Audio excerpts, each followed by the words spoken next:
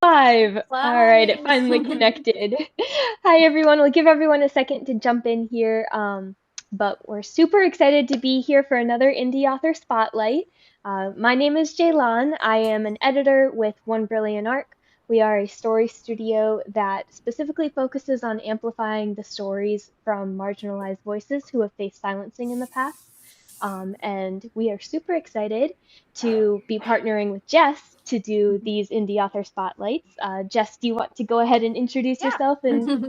say what Wildest Dreams is about? Yes, yeah. So my name is Jessica Ann, and I am a published author.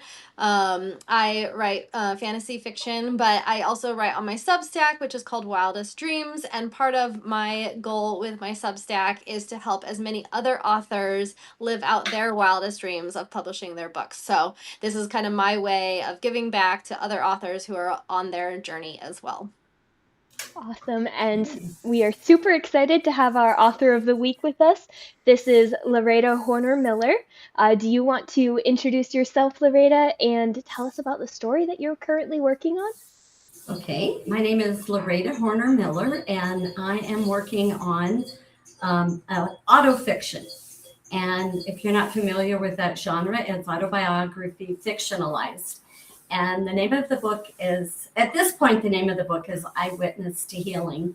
And I'm sure that it will have some changes or at least a subtitle to add to it. And what it is I fictionalized the story of I'm an incest survivor, and I have fictionalized that story. And it's been brewing in my heart and soul for 10 years. I wrote it. I wrote the 50,000 words of it during NaNoWriMo in 2016. Oh, And I wow. put it on the back burner, and I had another big writing project that was just dumped in my lap. And I got to write a biography of a famous square dance caller. That mean a lot to you, but I'm a square dancer, and I was given that privilege. And so I put it on the back burner, and then along came, let's see, I did a Christmas memoir, and then I started a poetry series. Like this book just kind of hung in the shadow, you know. Yeah. And I started a five books poetry series, and I got two books done. And then what happened for me was last year, the Epstein files came up and slapped me in the face, but not as badly as it would have if I hadn't dealt with the issues. But I was talking to a trauma therapist I was going to, and she suggested. I told her I wanted to be an advocate for survivors, and we were brainstorming ideas about what we could do, what I could do. I could do a web page, I could do this, and all of a sudden it just came up. I could get this book published. So that is how it came to be now. Okay. Wow. Wow. Well, that is very brave of you. That is amazing. Yes. Definitely, such an amazing story. And it's really interesting to hear. You also said that you've published some cookbooks in the past? Right? I published my mother's delicious recipe, and I published three cookbooks. She died in 2013, and so I started giving to my family cookbooks. So there were three volumes. I wanted to do it all in one, and it was too much. So I did it in three volumes, and my family said, "Oh my gosh, these are so gorgeous! Why don't you sell them?" So That's I've done that. awesome. Yeah, it's a fun, and it's really cute. I did something very unique. I scanned in her recipe cards, so the recipes are in her handwriting, and of course, so this gorgeous cursive writing. But she scored everything. She said, "Oh, very good," or whatever, and then she gave credit to the cook she got it from, and so it's quite a collection. Yeah, she's much more organized than I am with my Same.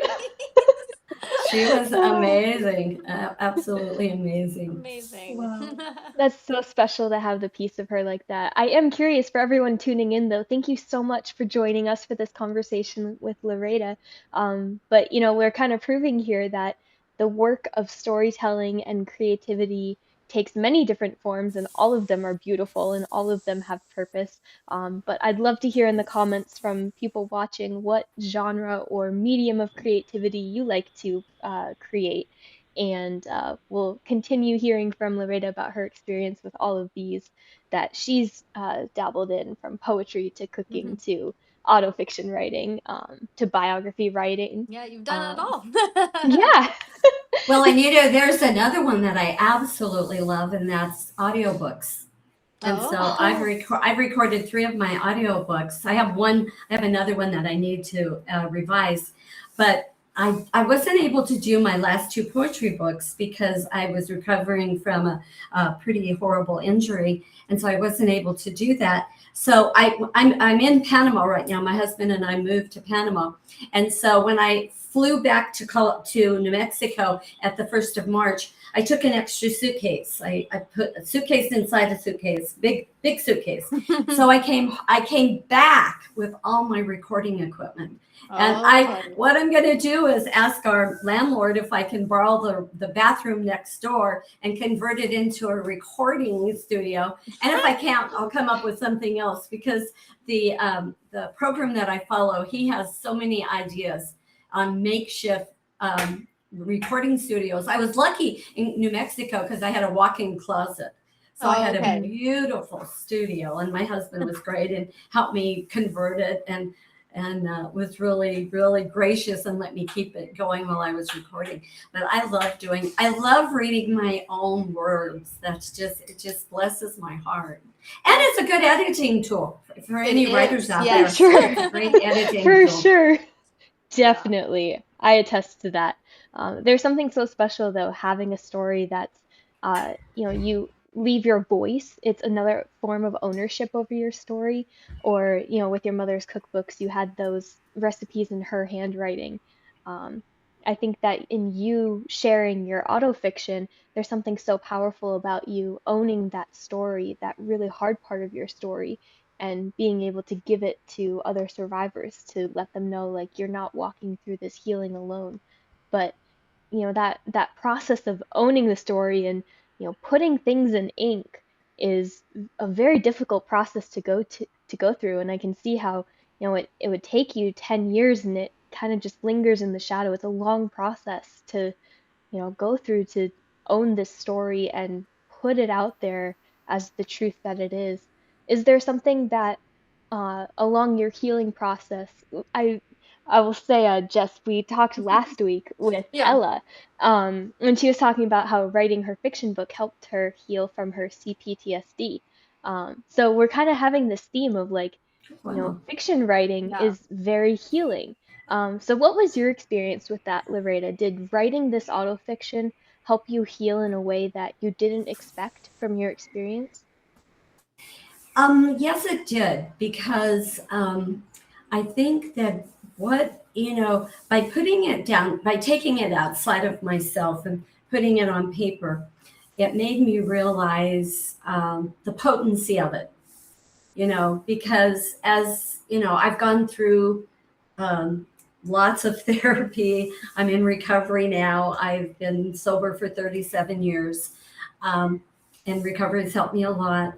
Um, but I think that the writing, I've always believed that writing is healing, but the writing of it, by getting it outside of myself, really has helped me see myself in that part of my story. I remember early on, I did some workshops about memoir, the difference between memoir and autobiography, I was actually going to because ask you, that was my yeah, next question of like yeah, why you chose certain like yeah. autofiction versus memoir versus, but Yeah, go and on. I'll answer that in a minute. But I was doing some workshops in Albuquerque, and so I looked up the definition because my students were asking what's the difference between memoir and autobiography. The really amazing part of memoir is that it's just a section. It's just a spotlight on an area of your life, and autobiography is more the big story. Well, when I thought about writing this story to begin with, I never thought about autofiction.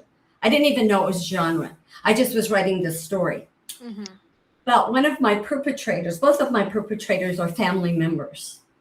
And I have not confronted, and I shouldn't say confront, I have not shared this story with a person in my life that it could be very harmful for. and one of the people, it could have been very, not harmful, but hurtful. One of them has passed away. So that made it much easier to deal with. And then the other part of it is that I know this part of my family doesn't read my writing. So it's like, Mhm. I'm not, I am identifying who the perpetrators are, but by fictionalizing it, it gave that little bit of a cushion Mm-hmm. that if people who do know me and grew up with me, I grew up in a little ranching community.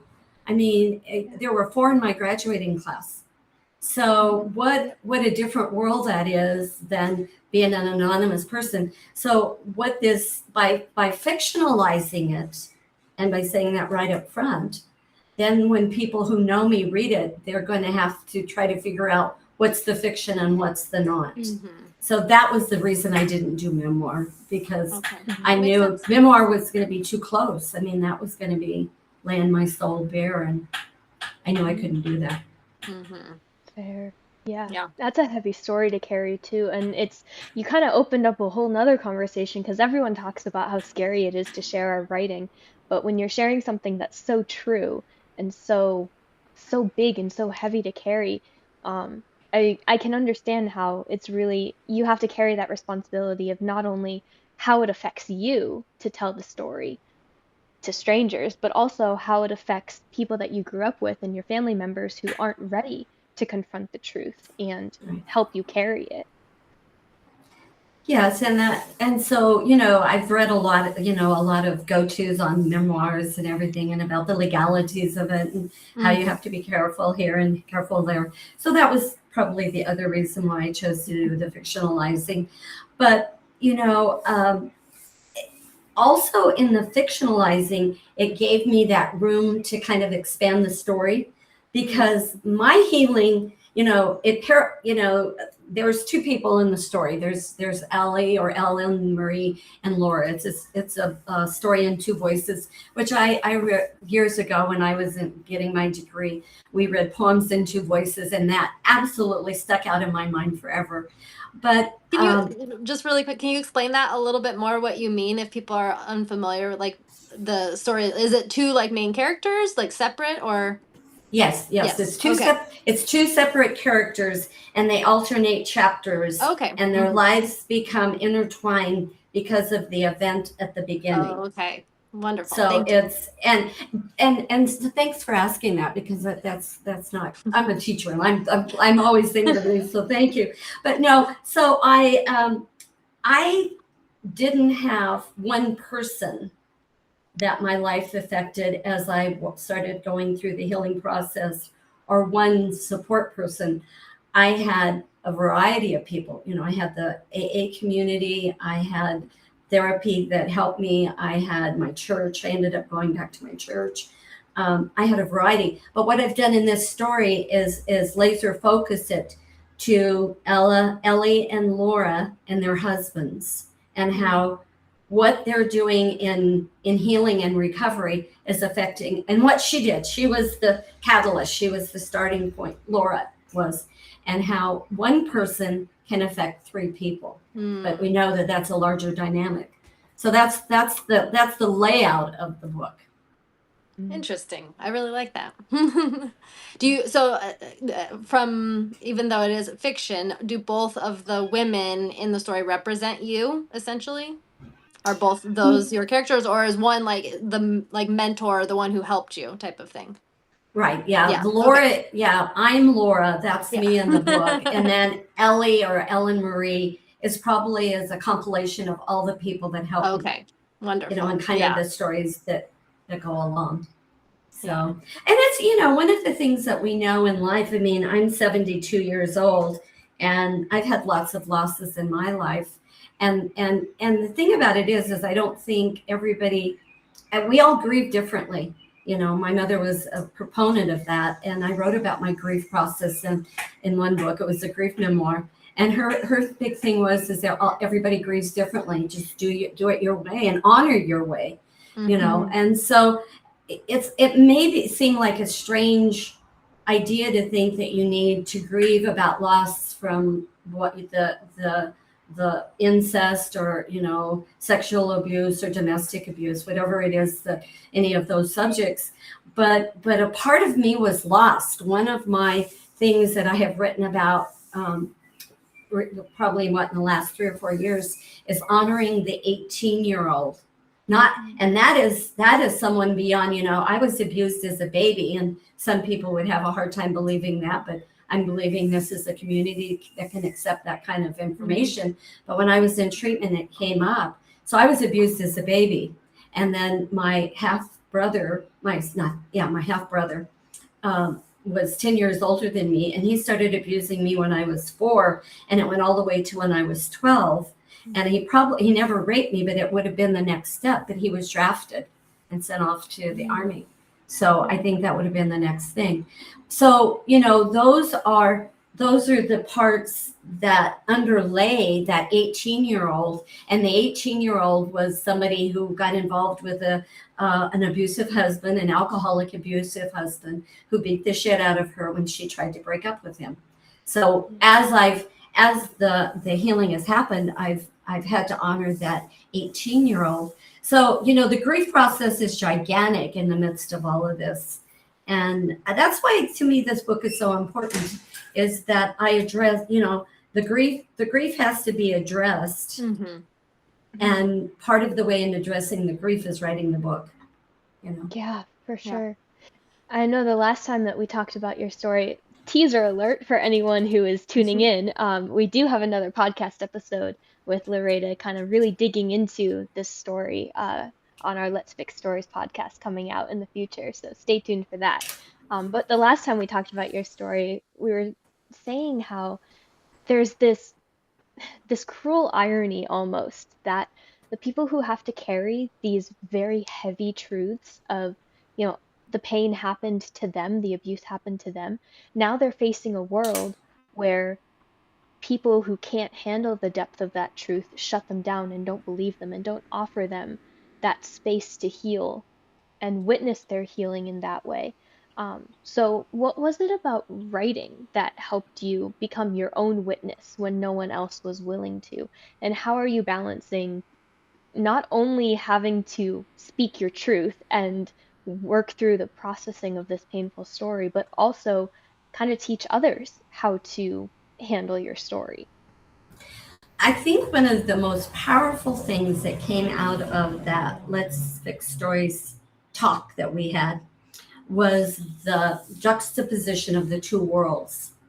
And that I had not, when the rendition that Jaylon saw was that I had put a crowd around the situation as being very loving and empathetic, when in reality, what was it Charles says? What in the hell is she doing? Charles gave a very, very strong statement. And so it made me realize that, and that's probably, I'm in Codependence Anonymous too. That's probably the coda side of me going, oh, I'm going to take care of this world that's so bad, right? And so by framing that the way you did, that's been a major part in my mind about how can I show that world the way it really is. I was fortunate as the survivor. I did not deal with this until I was, let me think back to it. I was 28 years old when I had the first flashback, because that's what happens, Thank God that there is the storage in our mind and our psyche until we are ready and able to take it.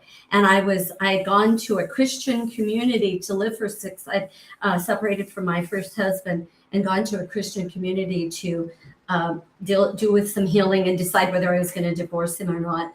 And I was laying in a bunk bed.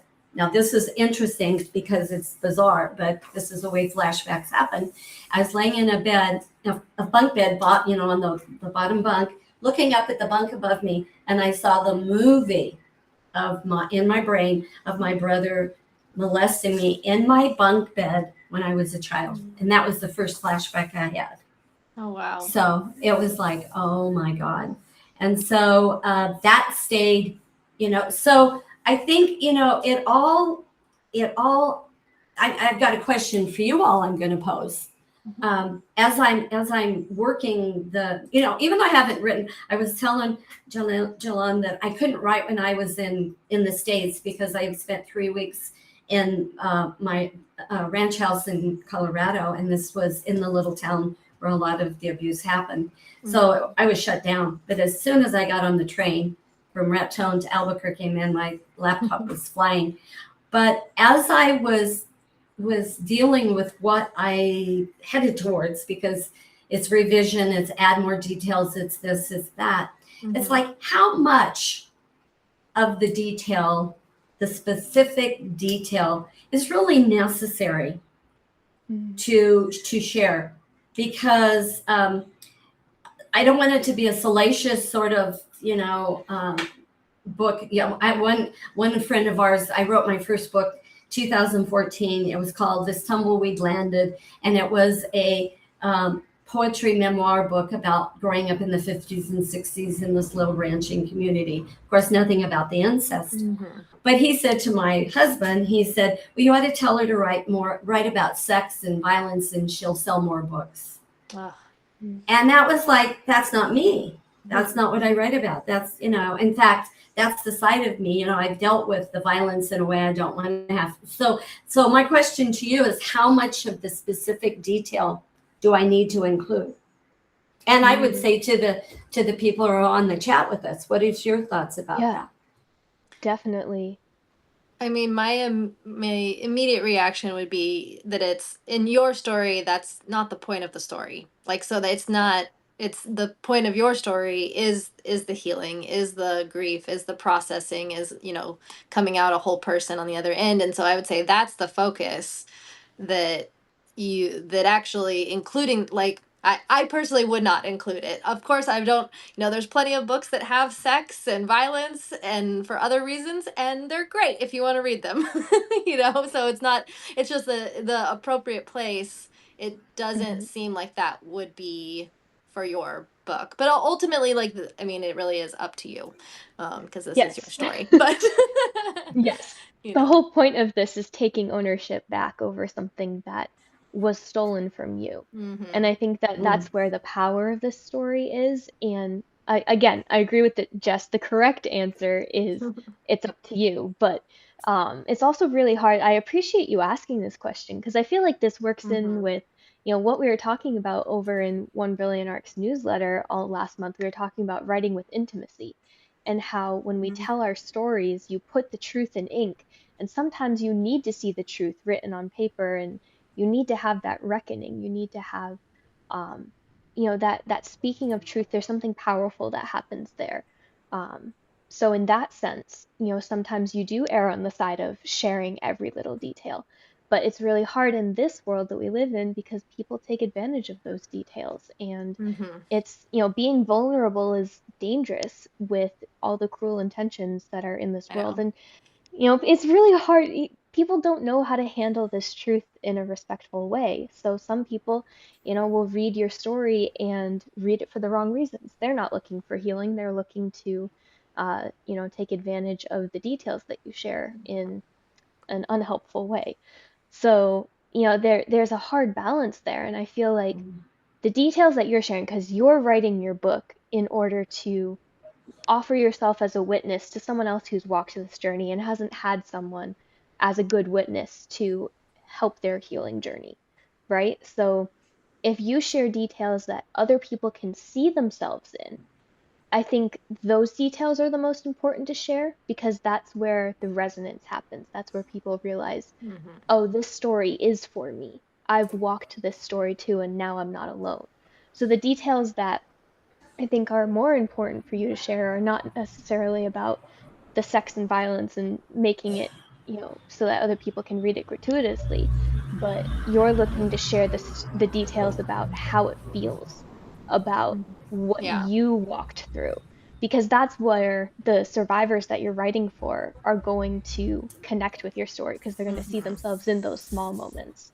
So that would be my answer. But again, I really do love this question, and I love how this can be a whole conversation, and it's so dependent on all the different perspectives. So I'm definitely looking forward to hearing in the comments other people's thoughts on this. But Yeah. Yeah. did that spark anything for you, Larada? Yeah, you know what it did? Yeah, it did. It really did. Because Laura is the main character, but Ellie is really that counter healing face and everything. And I was just thinking of something that my sponsor said to me one day. Whenever she became my sponsor, if you don't know who the sponsor is, it's somebody that walks you through the steps and has been sober longer than you have. And so one day we were talking, I think it was when we first met, and I was telling her my story, and she was like, I can help you. I can be your sponsor. I can work with you, but just know I've never experienced the incest issues. And you know what? It's not affected our relationship because she can hear me. Mm-hmm. So the reality of that is that this can be a story. If the focus is more on healing than it is on anything else, this can be a book that is more universal. That's kind of one of my ideas, is that so much of it. I have a book out, a poetry book, is My Truth Universal, and I think it is, no matter what, that part of what I have to say is universal to everybody, because I'm willing to say it, because I'm willing to put it on paper. I'm willing to go through the process and publish it and get it out there. But I think this is such an intimate topic that it could really speak to somebody, that maybe is a loner and never received the support and love that they are just thirsting and hungry for, and see that you brought this out so wonderfully, that the title, Eyewitness to Healing, it takes a village, it takes somebody else to witness my healing. And I never thought of that before, but that's been so true for me. And so just by hearing it, by reading it, it could be universal to someone even outside of the survivor world. Yeah, definitely. I think just even if someone can't relate to it directly, meaning that they went through the same experience, I think we've all had experiences where we've been hurt by someone, where we've been through a difficult moment. And so just seeing you overcome what you've been through, I think is inspiring for anyone to see that you have had, I mean, I'm just amazed that you have led this long life of continually doing your inner work and healing yourself. That's really I hope to be, when I am your age, I hope that I am still continuing to do the work and still continuing to become a better person. And the fact that you're still sharing your words and your writing is very inspiring. So Oh, thank you. For sure. For sure.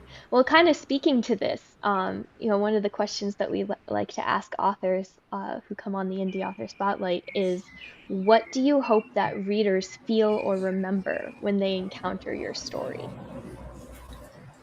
Um, I hope that they are able to balance the two people, Ellie and Laura. And I hope, to start with, I hope that they can see themselves in the crowd at the beginning of the book, that they can see Mm, that event as being pivotal both for Ellie and Laura. But then as they go through the book, I really hope that any reader can identify with one or both, or with the husbands, because there's mhm, 4 people that are going to be in this story, 4 and more, mm-hmm. and that when they close the book, when it's done, that they can say to themselves, it was worth reading. It was worth hearing that message. Mm-hmm. It's changed my life in a way I had no idea it was going to when I started it. That would be awesome. Wow. Yeah. yeah. I have no doubt that readers who experience this story will feel that, because again, just the fact that you are willing to put this truth down on paper and share your words this way, share a story of your healing is so impactful. And you mentioned it at the beginning, like it's also very timely too, because I think it's always been difficult for survivors to be recognized, because again, as humans, we're not good at learning how to carry other people's stories when they're heavy. Yeah. That's something that Mhm. with One Brilliant Arc we hope to teach people how to do and demonstrate how to do well ourselves. But it's something that as humans it doesn't come naturally to us, especially humans in the world today. So this story, like you said, is very timely because you're actually walking people through this moment of, let me put you in the shoes of someone who has lived this. Let's look through their eyes for a moment and feel what they've felt. And now you can learn how to help them carry this better. Mhm. So you're teaching them empathy,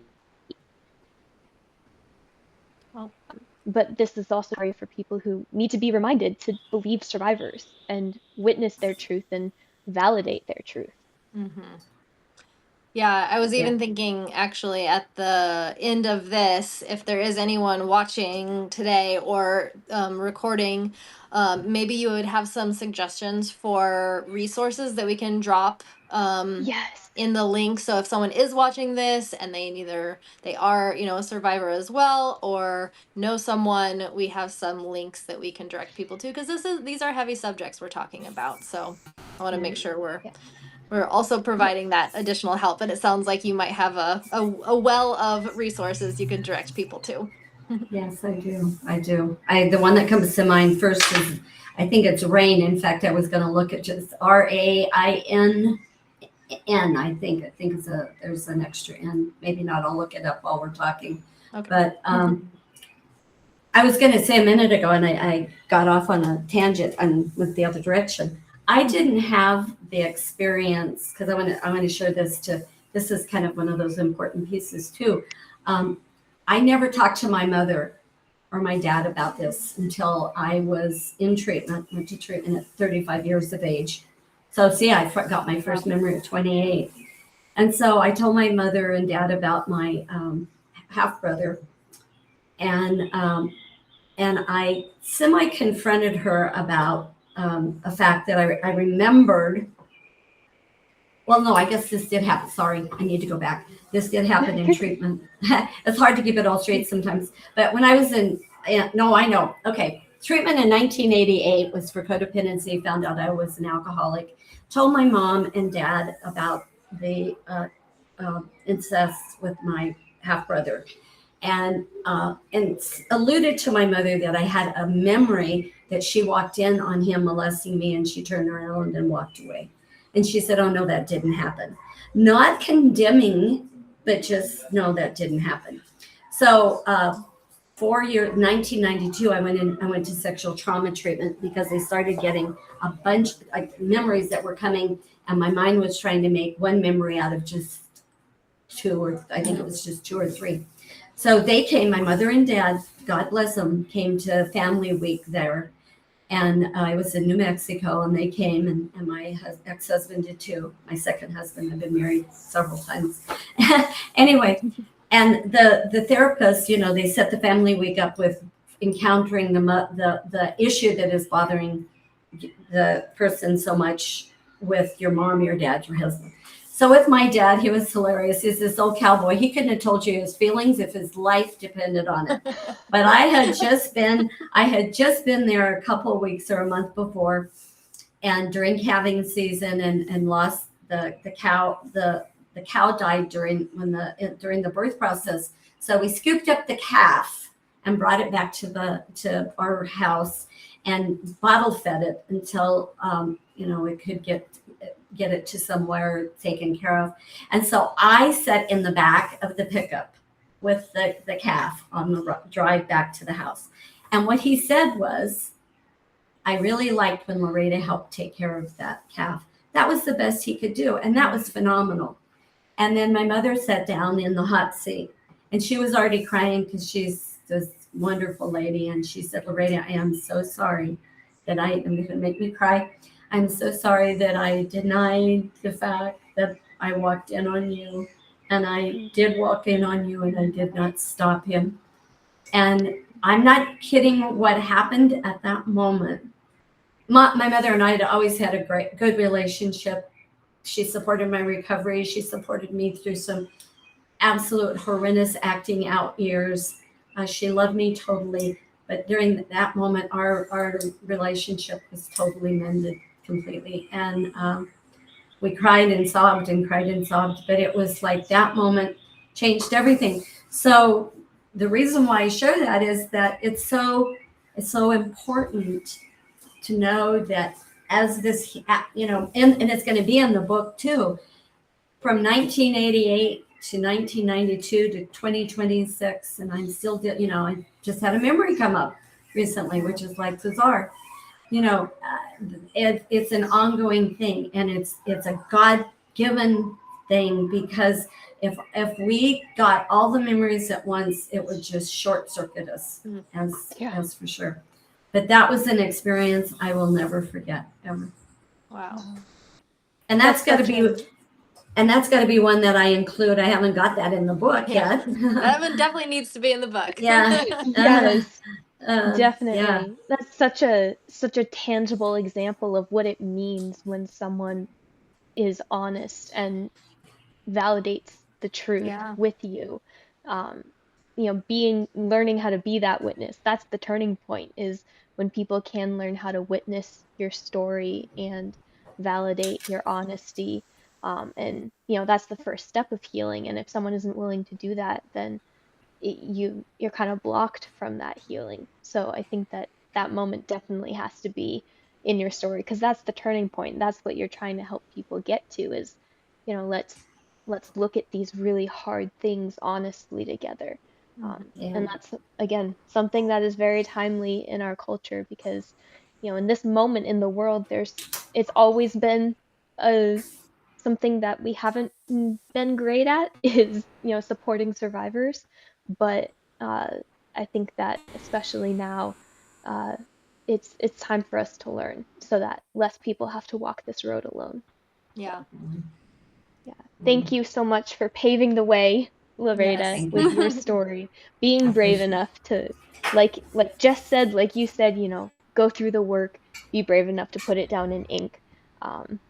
Thank you, everyone who. Yes, thank Yes. you. Thank you for those of you who listened and have witnessed to this conversation. And like Jess said, we'll put those links. If this is a topic that has impacted you, put some links down below. Definitely, take that step forward in your healing. You deserve it. And thank you. I wanted to shout out Dr. Jessnell. Thank you so much for joining us. Greetings to you as well.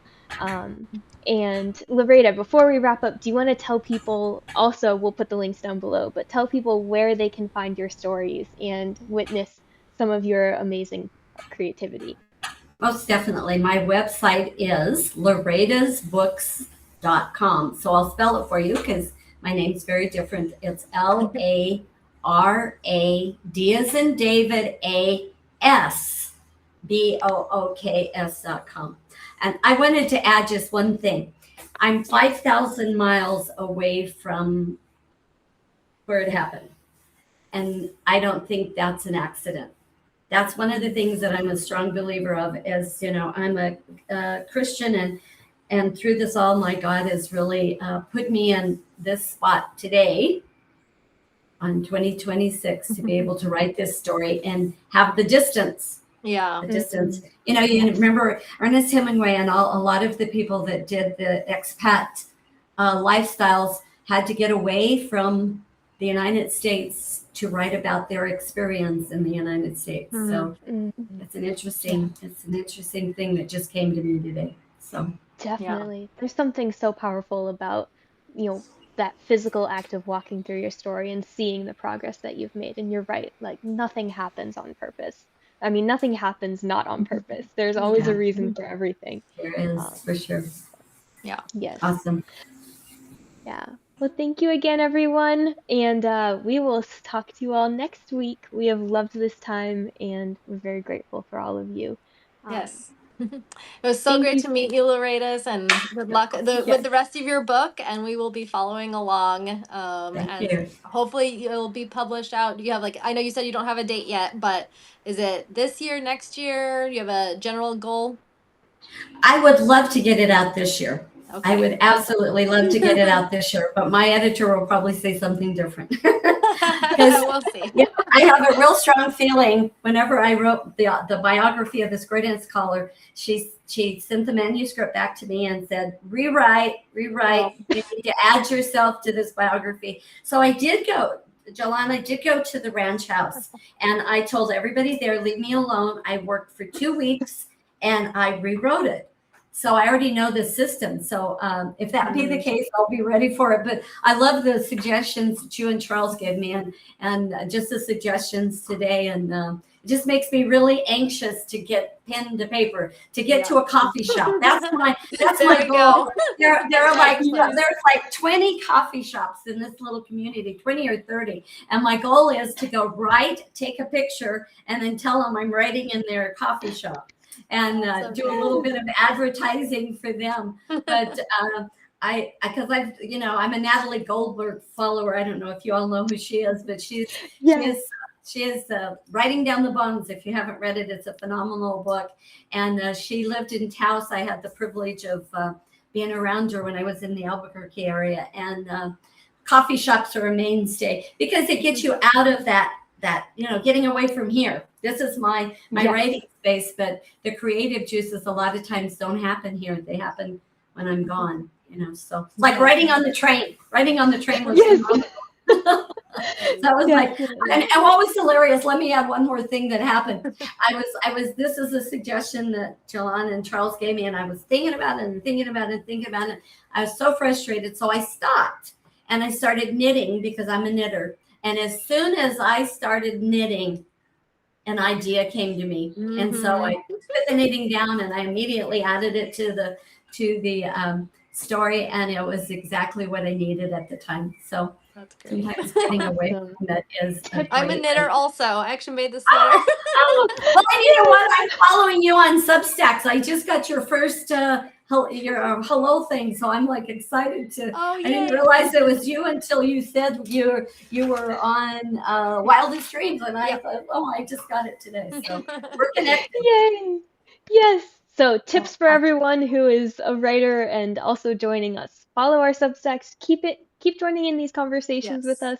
us. There's lots of community and tips for creatives there, and yeah, we're just so grateful for our community and for those of you who are a part of it. Thank you, Kyra, for joining us and joining in and participating in these great conversations because they're only great because of the people who are willing to share so honestly and show up for these conversations. So, let me just add a commercial real quick. This is one of the Mm-hmm. best experiences I've ever had. Just Oh, know oh, that the Let's Fix stories just was just so warm and so affirming. People a lot of times that's think that amazing. whenever you share your work and get out there that it's going to be an ugly experience. It was absolutely glorious. This has just been a celebration today. So, you oh, know, Yay. yes, do it. If you're a writer, do yes. it. Yes. Yes, definitely. To follow up on that, there will be another link down below in the show notes, but we offer free story audits, free editing sessions for anyone who's willing to share their story and come on a podcast with us. So that's the Let's Fix Stories that Lorraine is talking about, and we would love for any of you who are willing to share your story and get it ready to impact the world. That's what we do over at One Brilliant Arc. So. Thank you again for joining us, everyone. We will let you get back to your evening, and we'll see you next time. Bye. Bye.